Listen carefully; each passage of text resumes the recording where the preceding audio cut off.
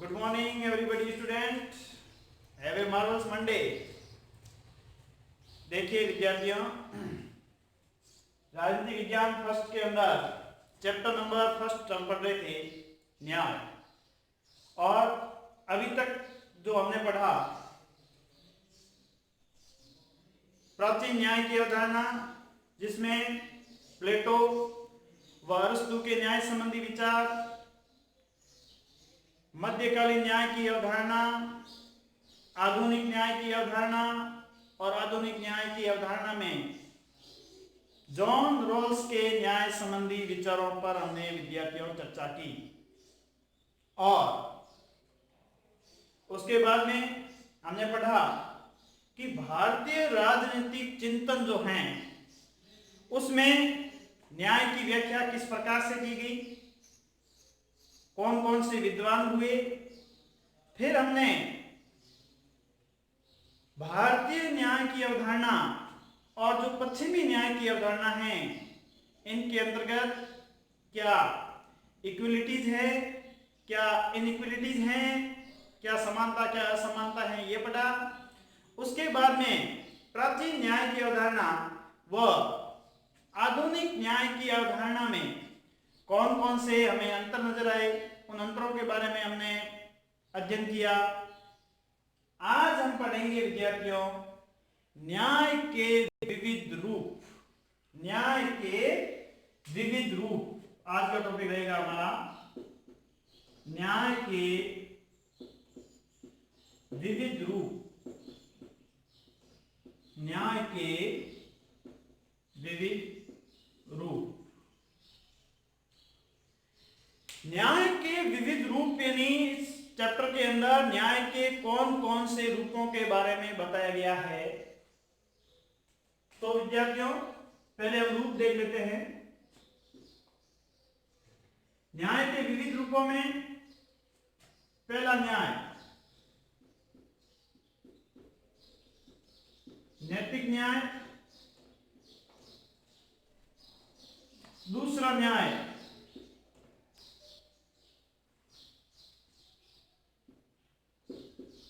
कानूनी न्याय, तीसरा न्याय राजनीतिक न्याय,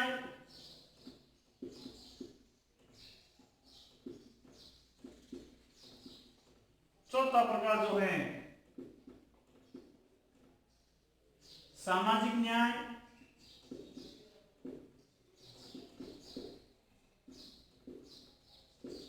और पांचवा प्रकार जो है आर्थिक न्याय। आर्थिक न्याय। न्याय के ये पांच रूप हमारे पाठ्यक्रम के अंतर्गत हैं। न्याय के विविध रूपों में नैतिक न्याय, कानूनी न्याय, राजनीतिक न्याय, सामाजिक न्याय, आर्थिक न्याय। प्रकार वैसे याद करने में दिक्कत नहीं है, फिर भी अगर शॉर्ट में लिखना चाहिए तो ट्रिक्स अपना सकते हो कि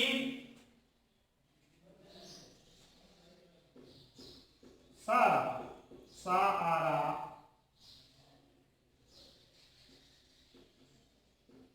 कानून का नैतिक है।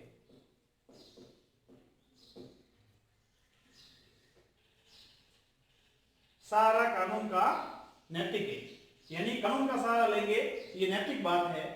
सारा कानून नैतिक है, ठीक है। क्या बोलेगा दो, सारा कानून नैतिक है। सा का मतलब सामाजिक न्याय, आ का मतलब आर्थिक न्याय, रा का मतलब राजनीतिक न्याय, कानूनी न्याय और नैतिक न्याय। सारा कानून कैसा है, नैतिक है। सारा लेना कानून का ये नैतिक बात है, तो सारा कानून नैतिक है। ये शॉर्ट में आप याद कर सकते हैं कि न्याय के पांच विविध प्रकार कौन से, एक आध मिस हो जाए तो।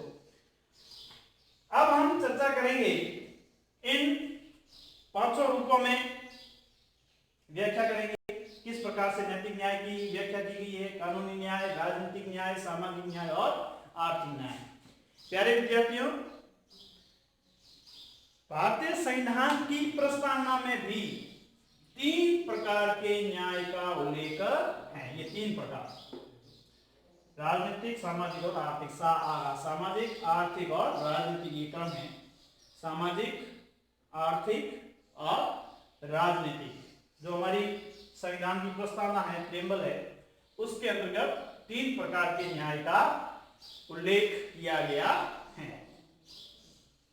अब जो ये न्याय के विविध रूप है, इन न्याय के विविध रूपों के बारे में चर्चा करेंगे।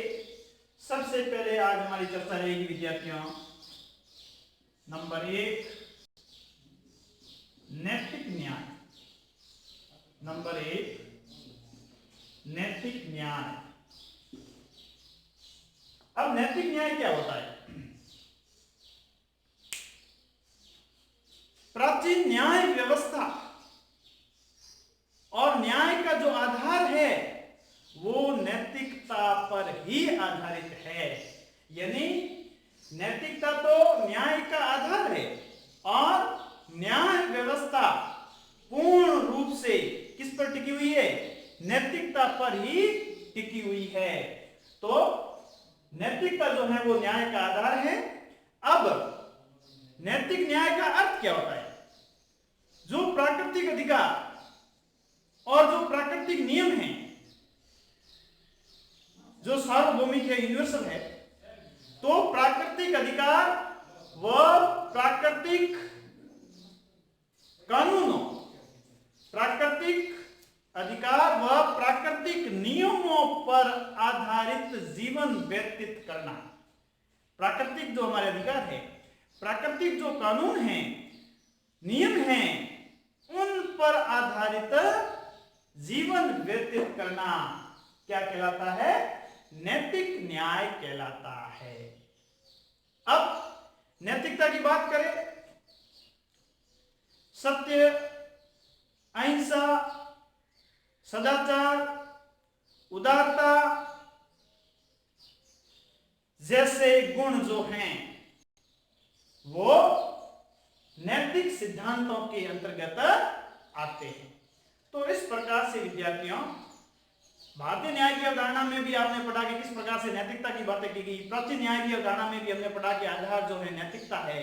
तो इस प्रकार से नैतिक न्याय जो है वो इसलिए महत्वपूर्ण हो जाता है कि न्याय का जो आधार है, न्याय की जो नींव पड़ी प्राचीन समय में, वो नैतिकता पर आधारित थी और नैतिकता के आधार पर ही न्याय की व्याख्या की गई। तो नैतिक न्याय का अर्थ क्या हुआ? प्राकृतिक अधिकारों व प्राकृतिक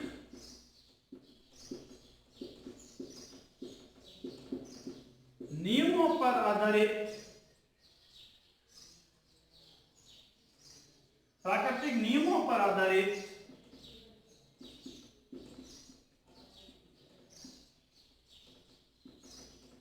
जीवन व्यतीत करना, जीवन व्यतीत करना क्या है? नैतिक न्याय है।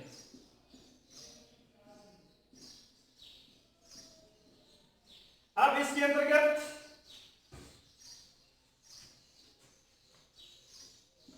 सत्य, अहिंसा, परोपकार, उदारता जैसे गुण जो हैं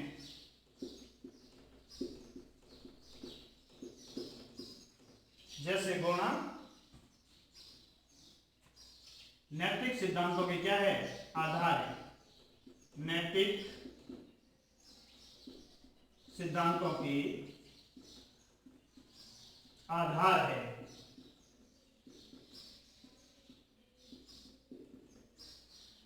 तो ये हमारे नैतिक न्याय का अर्थ हुआ विद्यार्थियों।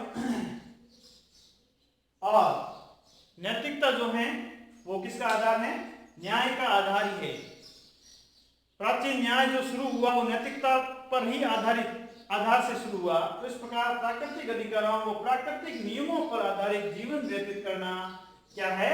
नैतिक न्याय है। और नैतिक गुणों की बात करें, जैसे सत्य है, अहिंसा है, परोपकार है, दया है, उदारता है, जैसे गुण जो हैं वो नैतिक सिद्धांतों के अंतर्गत आते हैं, नैतिक सिद्धांतों के आधार है। यही गुण नैतिक सिद्धांत है आज, ठीक है ना। तो इस प्रकार से पहली बात जो हुई हमारी नैतिक न्याय की। अब दूसरी बात है विद्यार्थियों, वो है कानूनी न्याय। सबसे पहले तो हमें यह समझना होगा कि कानूनी न्याय क्या होता है। अगर प्राचीन काल की बात की जाए तो इस कानून व्यवस्था को ही न्याय व्यवस्था कहा जाता था। न्याय का मतलब क्या है? बस यही जो कानून बनाए सरकार ने, सत्ता ने, राज्य व्यवस्था ने, उसका पालन करो, कर्तव्य पालन करो। यानी इन कानूनों को ही, कानूनी व्यवस्था को ही क्या समझा गया? न्याय व्यवस्था समझा गया। तो इस प्रकार से कानूनी न्याय व्यवस्था को ही क्या कहा गया? कानूनी न्याय व्यवस्था को ही न्याय व्यवस्था समझा जाता था। अब कानूनी न्याय कैसे स्थापित होगा? कानूनी न्याय की अवधारणा जो है विद्यार्थियों, वह दो बातों पर बल देती है। कानूनी न्याय की व्यवस्था जो है, कानूनी न्याय की अवधारणा जो है, वो दो बातों पर बल देती है कि राज व्यवस्था को कानून जो है वो न्यायोचित तरीके से बनाया, न्यायोचित तरीके से कानून बनाने चाहिए और कानूनों को न्यायपूर्ण ढंग से लागू किया जाना चाहिए। यानी कानूनी न्याय जो है वो दो बातों पर बल देता है कि एक तो कानून न्यायपूर्ण ढंग से बने, कानून न्यायोचित होने चाहिए, कानून न्याय पर आधारित होने चाहिए और उसका इंप्लीमेंटेशन है, उसको लागू करना है, वो भी न्यायपूर्ण ढंग से लागू किए जाने चाहिए। तब वास्तव में वो एक कानूनी न्याय होगा। नहीं तो अगर न्यायपूर्ण ढंग से बनाए नहीं जाते हैं तो भी भेदभाव होगा, और इंप्लीमेंटेशन के अंदर अगर भेदभाव होता है लागू करने में तो भी दिक्कतों की बातें हैं। तो इस प्रकार से कानूनी न्याय की अवधारणा जो है दो बातों पर बल देती है। कानून न्यायपूर्ण ढंग से बने और कानून न्यायपूर्ण ढंग से सभी लोगों पर लागू होने चाहिए, किसी व्यक्ति विशेष पर नहीं। तो प्राचीन कानूनी न्याय को ही प्राचीन काल में कानूनी व्यवस्था को ही, कानूनी व्यवस्था को ही क्या समझा जाता था? प्राचीन काल में कानूनी व्यवस्था को ही न्याय व्यवस्था समझा जाता था। न्याय व्यवस्था समझा जाता था क्योंकि न्यायी व्यक्ति वही होता था जो क्या करता था? कर्तव्य पालन करता था, कानूनी व्यवस्था को मानता था। मतलब जो कानून बनाए वही न्याय था, वही न्याय की व्यवस्था थी। तो इसलिए प्राचीन काल में तो कानूनी व्यवस्था को ही न्याय व्यवस्था समझा जाता था। और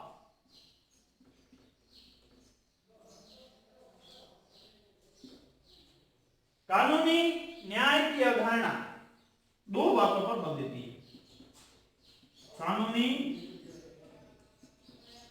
न्याय की अवधारणा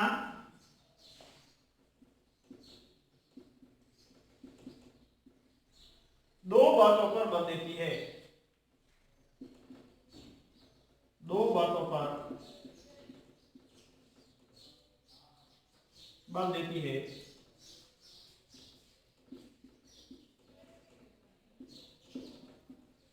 कौन सी दो बातें? एक बात तो कानून न्यायपूर्ण ढंग से, कानून न्यायपूर्ण ढंग से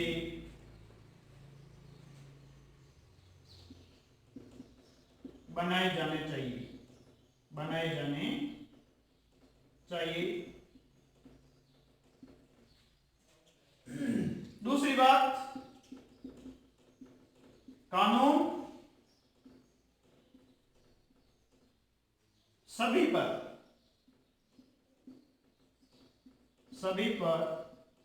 न्यायपूर्ण ढंग से लागू, न्यायपूर्ण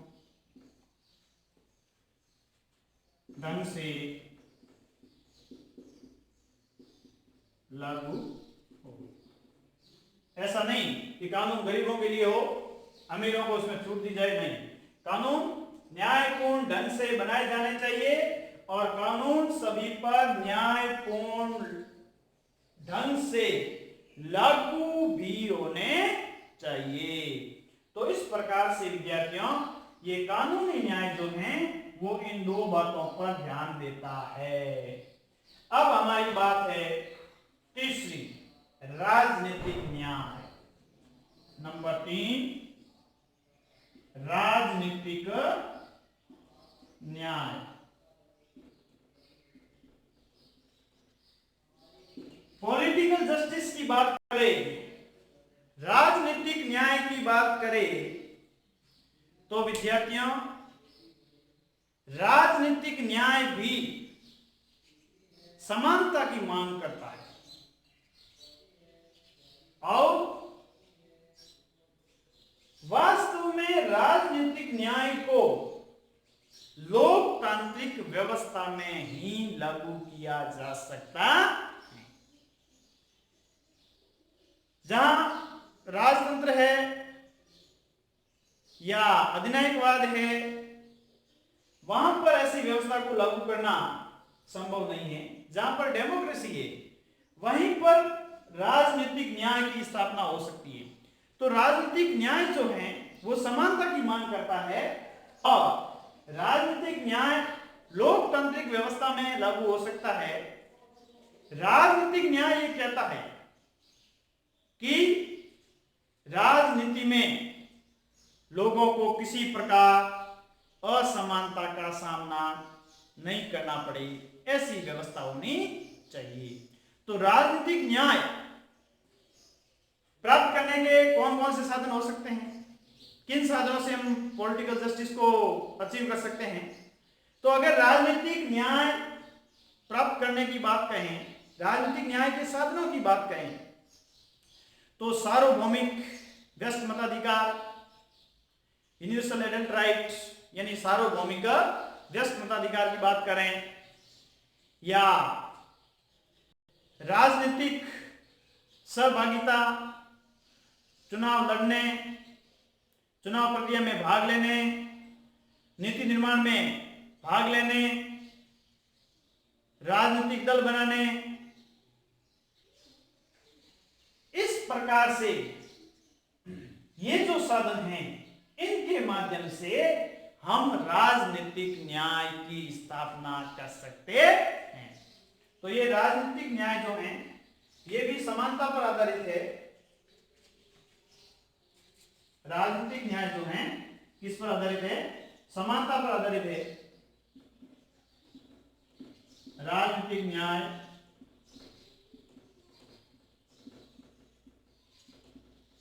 समानता पर आधारित है।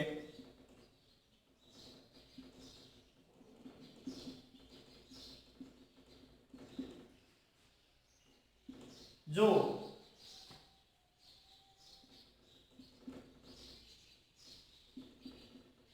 लोकतांत्रिक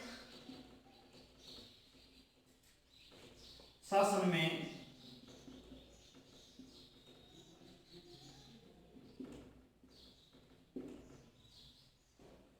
संभव हो सकता है।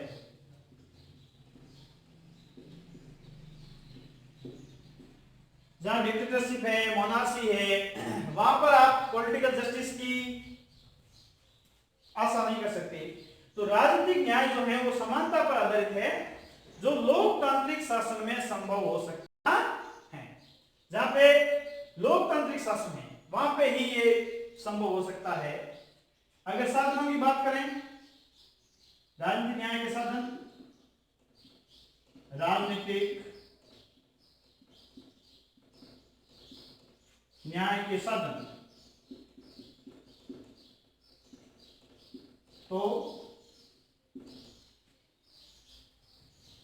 सार्वभौमिक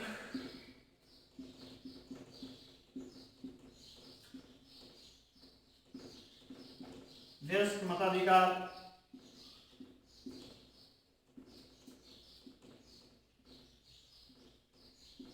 राजनीतिक सहभागिता,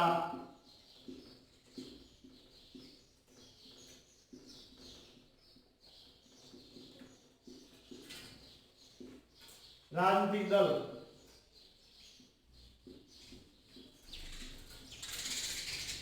राजनीतिक दल बनाने व चुनाव लड़ने,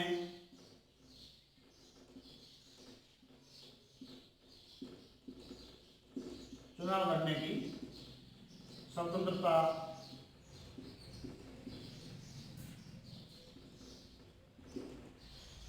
ये जो है हमारे राजनीतिक न्याय के साधन हैं।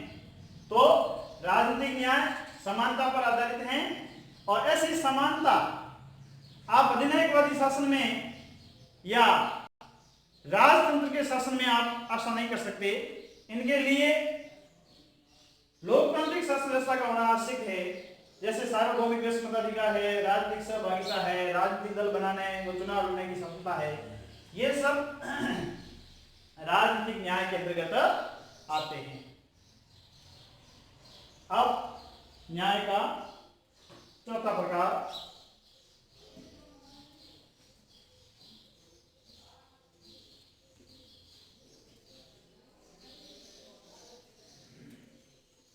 तीन के बारे में अध्ययन कर चुके हैं। चौथा प्रकार देखिए कौन सा है, सामाजिक न्याय। कैसा न्याय, सामाजिक न्याय।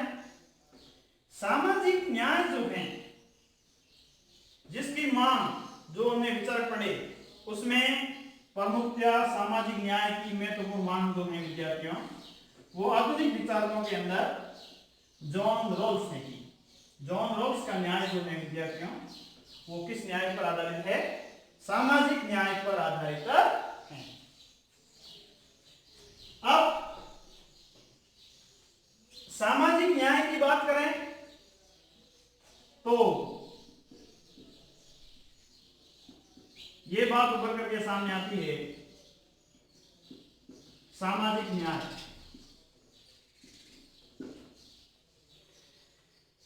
सामाजिक न्याय ये मानता है, ये अवधारणा ये मानती है कि समाज में रहने वाले लोगों के साथ किसी प्रकार का भेदभाव नहीं किया जाना चाहिए।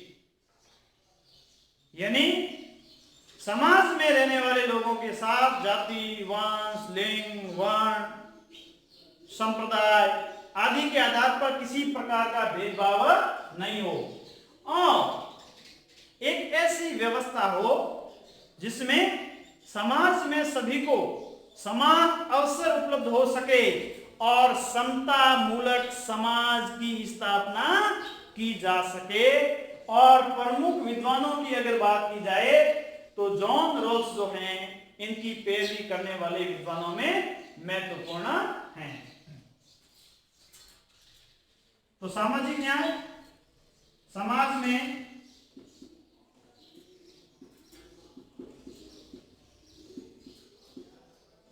भेदभाव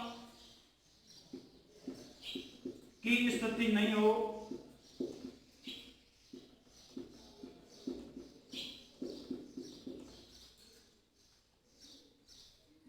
जाति, वंश लिंग वर्ण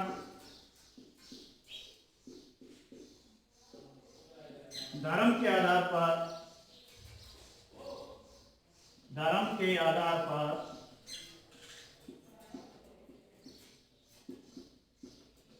भेदभाव नहीं हो। समतामूलक समाज में सभी को समान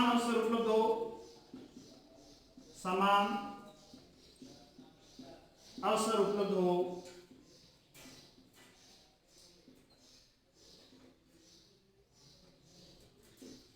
तथा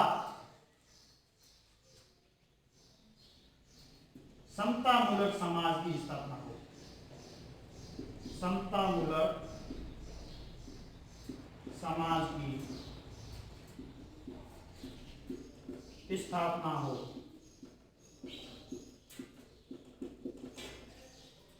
ये बात जो है किस अंतर्गत आती है? सामाजिक न्याय में आती है कि समाज में भेदभाव किस नहीं हो, जाति वंश लिंग वर्ण धर्म के आधार पर भेदभाव नहीं हो, समाज में सभी को समान अवसर उपलब्ध हो तथा एक समतामूलक समाज की स्थापना होनी चाहिए। और साथ साथ में राज व्यवस्था को भी इसमें यह ध्यान रखना चाहिए कि अगर कोई कमजोर वर्ग के लोग हैं तो उनके संरक्षण की बात भी इसमें कही गई है। सामाजिक न्याय। और नंबर 5 जो है विद्यार्थियों वो है आर्थिक न्याय। नंबर 5 आर्थिक न्याय। इकोनॉमिक जस्टिस की बात करें, आर्थिक न्याय की बात करें तो आर्थिक न्याय भी आर्थिक समानता की बात करता है, लेकिन समाज में पूर्ण आर्थिक समानता संभव नहीं है। इसलिए राज्य व्यवस्था को या राज व्यवस्था को यह प्रयास करना चाहिए कि गरीब और अमीर के बीच में जो अंतर है वो अधिक नहीं होना चाहिए, या संसाधनों का वितरण करते समय राज व्यवस्था ये ध्यान रखे कि किस वर्ग के लोगों को इन संसाधनों की अधिक आवश्यकता है, जो कमजोर कड़ी में है। तो इस प्रकार से आर्थिक न्याय ये कहता है कि अगर पूर्ण आर्थिक समानता तो संभव नहीं है, लेकिन राज व्यवस्था को यह प्रयास करना चाहिए कि गरीब और अमीर के बीच में अंतर को कम किया जा सके। क्योंकि अगर सामाजिक न्याय के समर्थक में प्रमुख समर्थक की बात की जाए विद्यार्थियों तो इसका नाम आता है जॉन रोल्स। आर्थिक न्याय की बात की जाए तो अगर असमानता होगी समाज के अंदर आर्थिक दृष्टि से, तो कमजोर वर्ग के लोग गरीब और अमीर के मध्य विद्यार्थियों संघर्ष शुरू हो जाएगा। और ये असंतोष जो है जब संघर्ष की स्थिति में जाएगा तो यह संघर्ष वर्ग संघर्ष को बढ़ावा देगा, जैसा कि कार्ल मार्क्स जैसे मानते हैं। तो इस प्रकार से आर्थिक न्याय जो है वो आर्थिक समानता की बात करते हैं। आर्थिक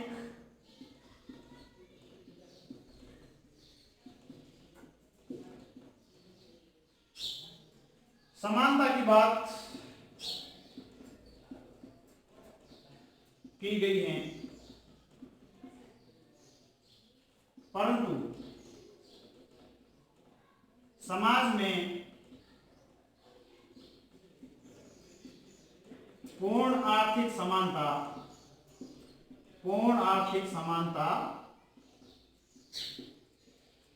संभव नहीं। आर्थिक समानता की बात की गई है, परंतु समाज में पूर्ण आर्थिक समानता संभव नहीं है। इसलिए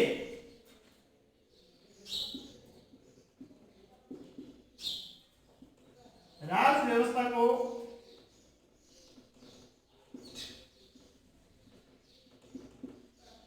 यह प्रयास करना चाहिए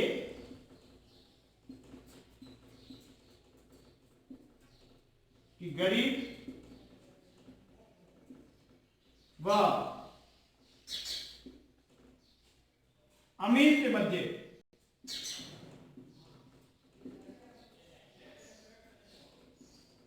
अंतर अधिक नहीं हो।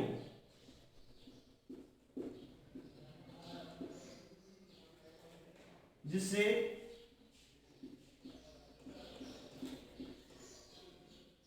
सामाजिक असंतोष को या आर्थिक असंतोष को, जिससे आर्थिक असंतोष की स्थिति उत्पन्न हो।